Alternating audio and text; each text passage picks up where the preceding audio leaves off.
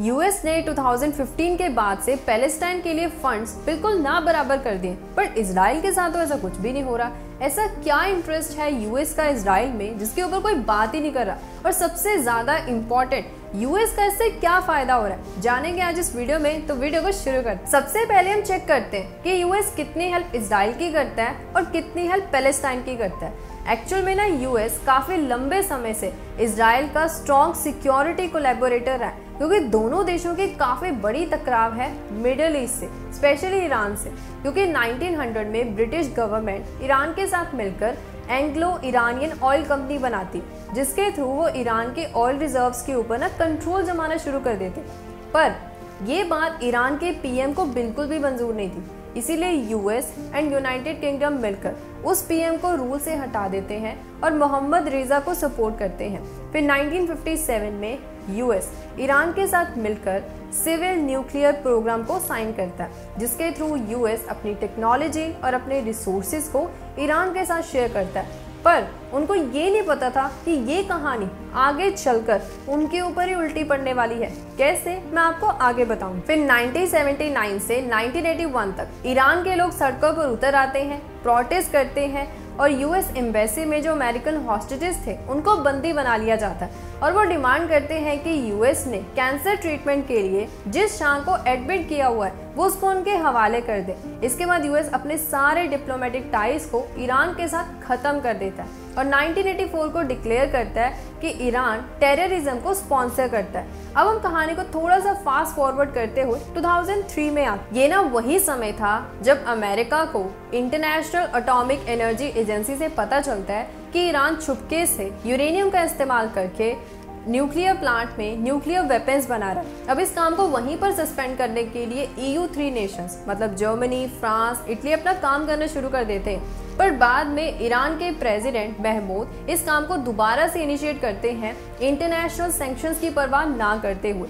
फिर 2013 में जब यूएस के प्रेसिडेंट बैरक ओबामा बनते हैं, वो 6 और नेशंस के साथ मिलकर एक एग्रीमेंट साइन करते हैं जो कि है लैंडमार्क एग्रीमेंट, जिसका मकसद ये होता है कि ईरान के इस न्यूक्लियर पावर डेवलपमेंट प्रोग्राम को काफी ज्यादा स्लो किया जा सके।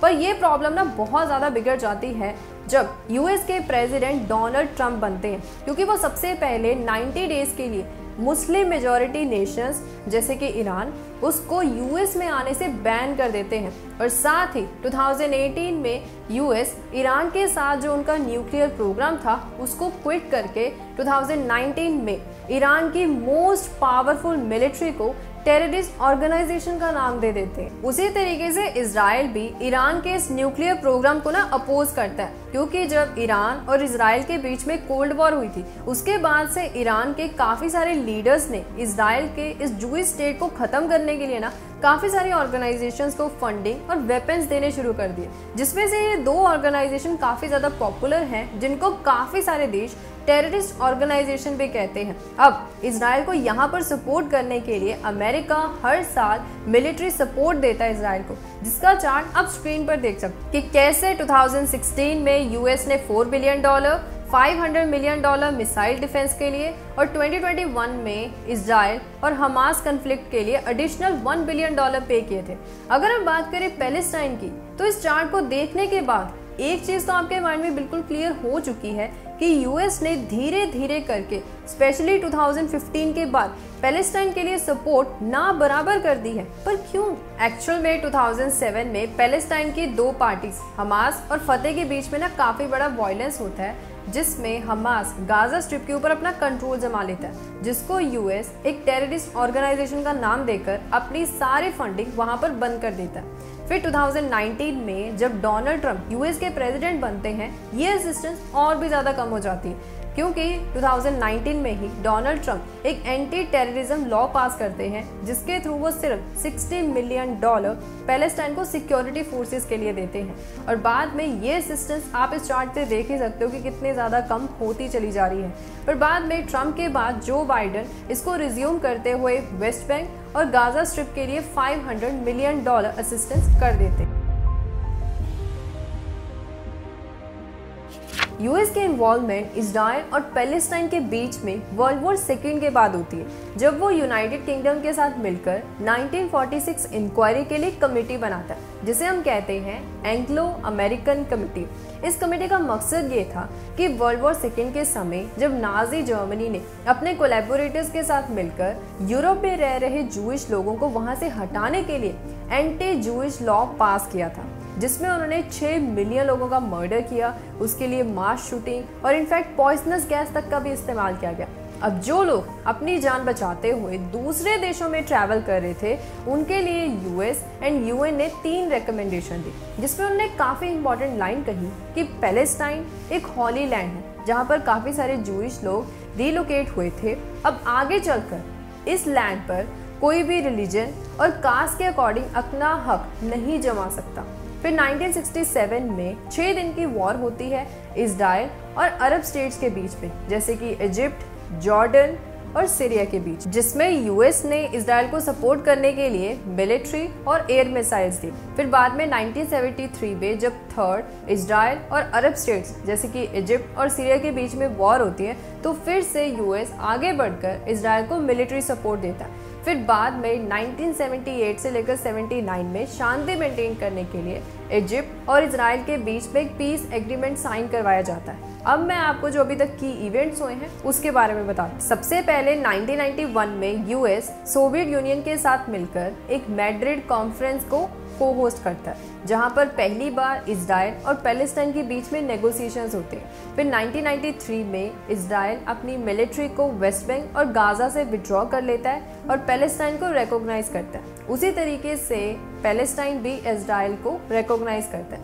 ये जो नेगोशिएशंस होती हैं वो नॉर्वे में होती हैं, जहां पर पहली बार ऑस्लो अकॉर्ड एग्रीमेंट को साइन किया जाता है। फिर 2000 में इजराइल के प्राइम मिनिस्टर यूएस के द्वारा कन्वीन किया जा रहा कैंप, जिसे हम कहते हैं डेविड समिट, उसको अटेंड करते हैं, जहां पर प्रेसिडेंट क्लिंटन बॉर्डर रिफ्यूजीज के ऊपर डिस्कशन करते हैं और साथ ही पैलेस्टाइन को एक इंडिपेंडेंट स्टेट बनने के लिए काफ़ी सारे स्टेप्स बताते हैं, जिसके वजह से 2000 से लेकर 2005 में इजराइल और पैलेस्टाइन के बीच में जो पीस थी वो ब्रेक हो जाती है, जिसकी वजह से 1000 से भी ज़्यादा इजराइल के लोग और 3000 से भी ज़्यादा पैलेस्टाइन में लोग मारे जाते हैं। अब ऐसे समय में यूएस के प्रेसिडेंट जॉर्ज डब्ल्यू बुश इस वायलेंस को ख़त्म करने के लिए इजराइल और पैलेस्टाइन को एक रोड मैप देते। इसीलिए इजराइल 2005 में अपनी मिलिट्री फोर्सेस को गाजा से विड्रॉ कर लेता है। अब हम थोड़ा सा कहानी को फास्ट फॉरवर्ड करते हैं। 2017 में जब यूएस के प्रेसिडेंट डोनाल्ड ट्रंप यूएस के एम्बेसी को जेरूसलम में रिलोकेट करते हैं और उसे इजराइल के कैपिटल बताते हैं,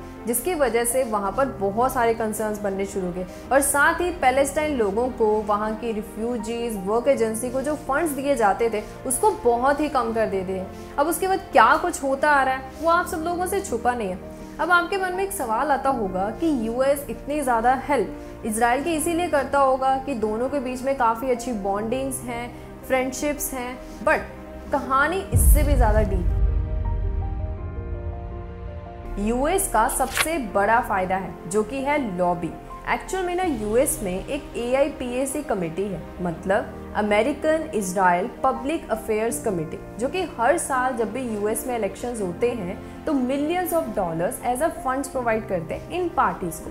पर जो इनका बिजनेस मॉडल है ना वो काफ़ी ज़्यादा यूनिक है।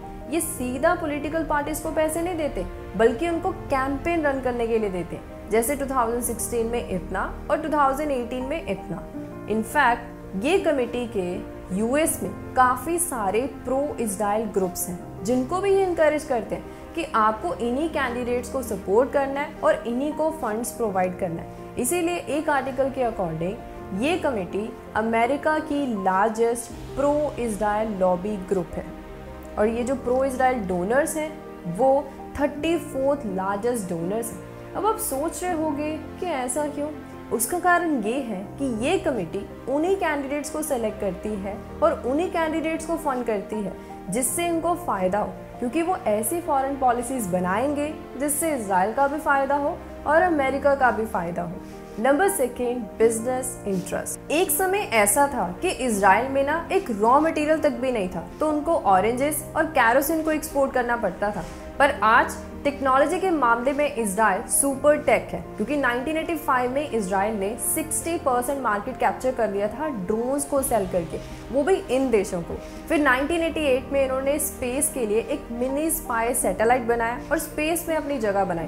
फिर उसके बाद रोबोट्स बनाने शुरू किए, जिसको वो अपनी सर्विस और मैन्युफैक्चरिंग कंपनीज में इस्तेमाल करने लगा। और आज इजराइल सबसे ज़्यादा मिलिट्री वेपन्स को एक्सपोर्ट करता है, जिसपे भारत भी शामिल है। इनफैक्ट इजराइल में 400 से भी ज़्यादा रिसर्च एंड डेवलपमेंट सेंटर्स हैं, इसलिए अमेरिका की एयरलाइंस और काफ़ी सारी टेक कंपनीज ने अपने रिसर्च सेंटर्स इजराइल में ओपन किए हुए हैं। तो इसे आप देख सकते हो कि इजराइल और यूएस का बिजनेस इंटरेस्ट कितना ज़्यादा है। तो आज इस वीडियो में इतना ही। सोर्सेज का लिंक आप सब लोगों को डिस्क्रिप्शन बॉक्स में मिल जाएगा। Till then thank you, bye bye.